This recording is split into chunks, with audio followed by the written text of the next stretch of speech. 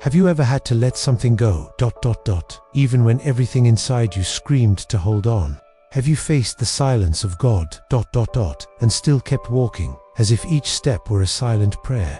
Life doesn't always take what we love to hurt us. It empties us, so we can become vast within, because there are things we only see when we stop trying to control, and there are forces that only awaken when we finally surrender. Stoicism isn't about coldness, it's about steadiness, about the courage not to scream when everything in you wants to despair, about the maturity to understand that some battles are won by letting the sword fall. Sometimes, fate demands we let go of something not because it was bad, but because it possessed us, and a spirit bound by attachment will never be free.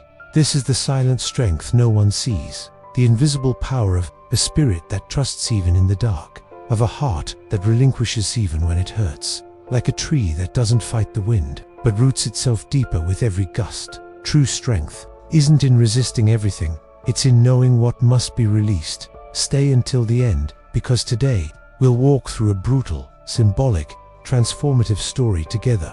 A story that seems cruel, but hides a freedom few dare to seek. And you'll discover that true sacrifice is never what you lose, but what you choose to let go. Subscribe to the channel. Here, every story is a silent compass, pointing to what in you is already strong, even if it has no name yet. Today, we'll uncover the Stoic message behind the sacrifice of Isaac. Abraham was an old man, his body marked by time, and his soul marked by waiting. Waiting was all he knew. He waited for a promised land. He waited for direction. He waited for a son. And finally, when the promise was fulfilled in Isaac, the boy became not just the heir to his name, but the embodiment of decades of silence, faith, and tears. Isaac was the long-awaited joy, the laughter of old age, the sign that no matter how long the night, dawn arrives. But one day, the same God who promised asked, he didn't explain. He simply commanded, "Take now your son, your only son, whom you love, Isaac, and go to the land of Moriah. Offer him there as a burnt offering on one of the mountains I will show you." There are no records of lament, no cries in scripture, no pleas, no debates, no negotiations. The Bible doesn't show a desperate man. It shows a man who rose early, in the morning, saddled his donkey, cut the wood, and left. That silence speaks louder than 1,000 words. It wasn't an empty silence. It was the silence of someone who understood that before fate, you don't scream, you just walk. For 3 days, Abraham walked with 2 servants and Isaac. 3 days where every step was an open wound. His mind, an arena of memories. The image of his son running as a child. The first time he heard Isaac say, "Father." The feeling of having defied time and biology, only to now be on the verge of losing everything. And yet, he kept walking. They arrived at the foot of the mountain. Abraham asked the servants to stay. He said, "The boy and I will go over there, worship, and return." Worship, return. How could he say that, knowing what he intended to do? Maybe even he didn't know. Maybe those words escaped as a breath of hope. Or maybe it was faith. A stoic faith, not blind, but steady. A faith that didn't need to see the lamb to believe it would be there. Abraham placed the wood on his son's shoulders. The old man carried the fire and the knife. The son, the wood. And as they climbed, Isaac, curious, asks, "Father, we have the fire, we have the wood, but where is the lamb for the sacrifice?" It's in this moment that the story narrows to a single phrase: God will provide. A short answer, but one that carries the weight of the universe. God will provide. Not a practical certainty, a deep surrender, spoken by a man who knew he couldn't change what he was about to do, but still chose to trust. At the top of the mountain, Abraham built the altar, stone upon stone. He bound his own son. Isaac, likely confused, maybe afraid, maybe silent like his father. And then, the final gesture, the old man raised his hand. The blade, reflecting the morning sun, trembled in the air.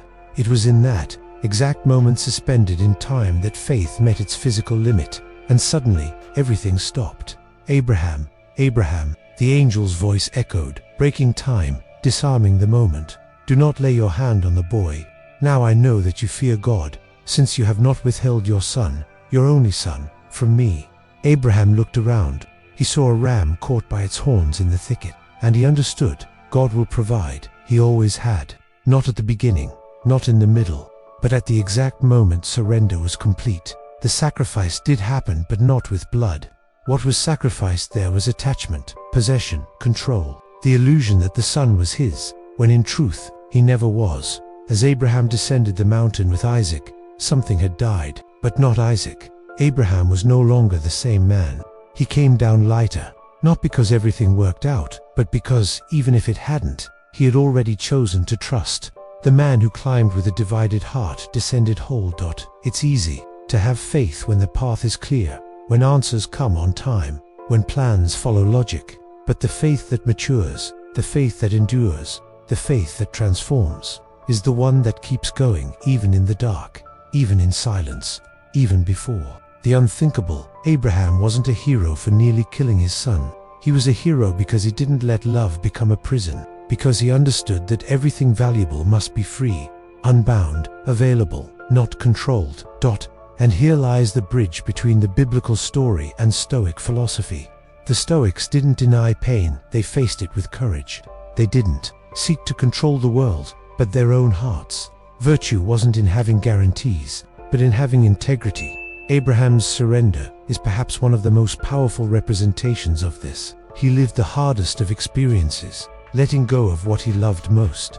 And in doing so, he showed that true faith, like true Stoicism, about obtaining, it's about offering, it's about trusting, even if the answer never comes. In a time when everything teaches us to grasp, protect, cling, accumulate, Abraham's story invites us to let go, not with passivity, but with awareness, with courage, with trust. The Stoic, like Abraham, does not fear loss. He fears not being whole in the face of it. The lesson left there, on that mountain, among stones and silence, is not about physical sacrifice. It's about inner surrender, about the strength that arises when we stop fighting reality and, instead, walk with it, even when it challenges us to the extreme. In the end, the lamb that appeared was just a detail. The real altar was inside Abraham. That it is within us that this altar must also be built, where we learn, perhaps with pain but also with beauty, that spiritual freedom is not about keeping everything we love close, but about knowing how to let it go, if necessary. That is the faith that walks in silence. That is the strength that doesn't need to be seen to be felt. That is the essence of a Stoic heart. Abraham's silent surrender in the face of an impossible command echoes Stoic principles in a striking way. What might seem like blind obedience at first glance is, in truth, deep inner discipline, a willingness to bow not to fear, but to the natural order of things, even when it hurts, even when it makes no immediate sense. For the Stoics, the highest virtue is not controlling what happens around us, but governing ourselves in the face of it. That is the essence of Abraham's inner strength. He did not try to fight the uncontrollable. He accepted not out of resignation, but wisdom, because he understood that there is greatness in walking with dignity. Even if the ground beneath you is uncertain, as Epictetus would say, don't seek for things to happen as you wish, but wish for them to happen as they do, and you will go on well. This is not a phrase for those who seek comfort, it's for those who seek truth. It's an invitation to detach from expectations and actively accept reality. That is exactly what Abraham did. He wanted to keep Isaac, but more than that, he wanted to remain whole before what was asked of him. His faithfulness to what he believed, even when it wounded him, was greater than his desire to hold on to what he loved. The Stoic is not unfeeling, but steadfast. He feels the pain, but does not become its prisoner. He observes the world, but does not bend to what he cannot change. Abraham did not rebel against fate, he aligned with it. And that willingness to align is one of the greatest virtues Seneca taught. Seneca wrote, "True freedom is wanting nothing but what fate wills." What seems paradoxical freedom through acceptance is, in fact, the key to a peaceful existence. The man who tries to control the uncontrollable lives in constant war with life, but the man who becomes intimate with reality, however painful, finds a solid, almost unshakable peace. Abraham's surrender was not blind submission. It was spiritual maturity, the awareness that there is a time to plant and a time to trust. True surrender is not weakness, it is strength. It is, as Epictetus would say, understanding that what upsets people is not things themselves, but their judgments about these things. Isaac's death never happened, but the idea of loss was faced and overcome. The test was not physical, it was internal. On that mountain, Abraham killed the illusion of possession, the illusion that the promise gave him absolute ownership over what he had received. His son was a gift, not property. And this is a profound lesson not just for believers, but for any seeker of truth. Everything we receive is transient. Nothing is truly ours. And it is in recognizing this impermanence that true self-mastery is born. This is what Seneca would call living in accordance with the divine reason of the universe. To act with virtue, even when it demands letting go. To maintain integrity, even when the path requires restrained tears. To keep climbing the mountain with a heavy heart, but a spirit aligned. That is the virtue of endurance, not of pride, but of maturity. It is not about passively accepting suffering. It is about choosing to respond to suffering with integrity, to not grow bitter, to not poison the heart with resentment. Because, as Marcus Aurelius reminds us, the obstacle to action advances action. What stands in the way becomes the way. Abraham's climb was not just physical, it was symbolic. Each step represented a release, a conscious choice to trust. And in that act, we find the root of stoic strength, the courage to walk toward the uncertain, sustained by a virtue that does not depend on reward. Maturity is not in controlling the outcome, it is in controlling who you are, even when everything seems to crumble around you. That is the essence of Stoicism, and it is also the soul of Abraham's story. And you, are you living your own invisible prison, the one no one sees, but that traps your thoughts day after day? Do you feel like you're moving, yet inside you remain in the same place? How many times have you held on to a person, a story, an expectation, a pain even when, deep down, you knew it was time to let go? Perhaps what's suffocating you isn't the absence of answers, but the attachment to the questions. Maybe it's not the pain of loss, but the fear of losing what you cannot control. Are you stuck on how things should have been?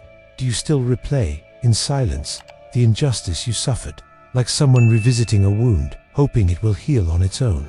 Who betrayed you, and you still haven't forgiven? What do you still call mine, when, in truth, it no longer is? It could be a relationship that has no life left, a dream that has already expired, an image you built of yourself and now carry like a burden. It might even be a plan you insist on keeping even as everything around you has changed. Is the silence that troubles you so much not absence, but preparation? Is this unexplained waiting the refining of your faith? Is the emptiness you feel not punishment, but space for something new to be born? Abraham did not sacrifice Isaac. He sacrificed attachment. He sacrificed the ego that wanted to keep everything under control. He sacrificed the childish faith that demands guarantees, rewards, and visible promises. He did not come down the mountain with less, he came down with more. More awareness. More maturity, more freedom. And perhaps this is also your mountain. Perhaps you are at the exact moment when everything feels heavy, when the climb is long, when the wood on your back is the weight of everything you fear losing. But listen, this is not about killing anything outside of you.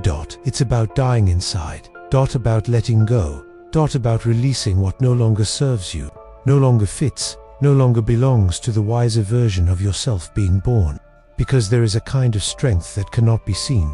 It is born when you choose to trust, even without seeing the lamb in the thicket. When you choose to keep going, even with a heavy heart. When you accept that destiny sometimes leads you to uncomfortable places, not to hurt you, but to heal you of illusions. Being strong isn't about resisting everything. It's knowing what to resist and what to release. And you, can you climb this mountain? Can you take the right steps even when your heart is in conflict? Can you look at what you fear losing most and say, if I must, I will let go? This is the spiritual maturity Stoicism teaches us. This is the faith that doesn't need answers, because it is already at peace with surrender. Perhaps your liberation isn't in winning, but in letting go with dignity, in releasing control, in abandoning the need to understand everything right now. Because sometimes, only after surrender, does the lamb appear. Only after detachment, does peace descend the mountain with you. And if today you feel halfway up the climb, carrying more weight than you'd like, maybe it's not a punishment. Maybe it's just your moment of silent faith, not to prove anything to God, but to discover that within you already lies the strength you thought you lacked. True strength is not in the drawn sword, it's in the calm gesture of choosing to sheathe it. It's in the hand that opens, even trembling, to release what no longer belongs to you. It's the silence that says yes, even when everything inside you screams no. Because wisdom isn't about gaining more, it's about needing less. It's walking lightly when the world demands haste. It's sitting at the edge of chaos and still breathing with serenity. The wise man does not chase the wind, he aligns with it. He does not force the river's course, he learns to swim with confidence, even without knowing what lies beyond the next bend.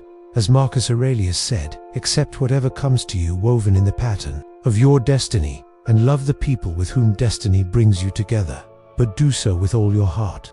Abraham was not a hero for climbing the mountain, he was wise for descending it, transformed for leaving fear behind, for releasing what didn't need to be proven. And perhaps this is your mountain today, not a physical place, but the place in your soul where God asks for surrender. Are you willing to trust before understanding, to let go before receiving, to walk even when there's no sign of reward? Life sometimes demands that you say goodbye before you've even properly said hello. It asks you to sacrifice expectation, to embrace what is real, and it hurts, but it also sets you free. True wisdom is not measured by what you've gained, but by what you've learned to release in peace. The wise man does not choose the easiest path. He honors the path that was given to him. If this story has touched something within you, consider following this channel. Here, every story is not just told, it is felt. It is lived in silence within the soul of the listener. Because sometimes hearing less is understanding more. Speaking less is feeling everything, and letting go is where true freedom begins. See you in the next chapter. Your journey is sacred.